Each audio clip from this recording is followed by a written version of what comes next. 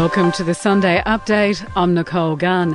The Oz Open preparations for almost 50 players have been thrown into chaos after a non-playing passenger of a charter flight tested positive for COVID-19. They returned the positive test after arriving from Abu Dhabi along with two others on a flight from Los Angeles. It means 47 players have now been placed into hard lockdown with no 5-hour training window.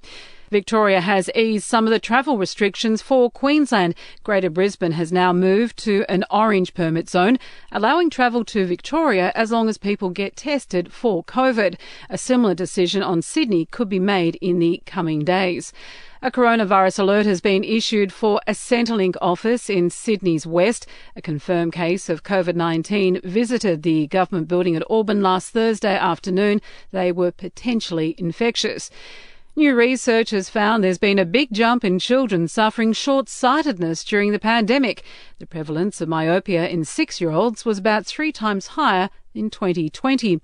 Overseas, and the United States is on high alert for possible violent protests ahead of Joe Biden's inauguration. National Guard troops from across the US are being sent to Washington, D.C. in a bid to thwart any repeat of the recent deadly riots at Capitol Hill. Prince William and Kate Middleton have shared an online video call with counsellors and frontline workers in the coronavirus pandemic in the United Kingdom. When you see so much death and so much bereavement, it does impact how you see the world. That is what really worries me about the frontline staff at the moment, is that you're so pressurised and you're seeing such high levels of sadness, trauma, death that impacts your own life and your own family life.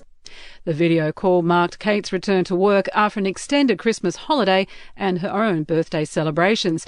To sport, and in the Big Bash, the Sydney Sixers cruised to a 7-wicket win over the Perth Scorchers. They remain on top of the BBL ladder.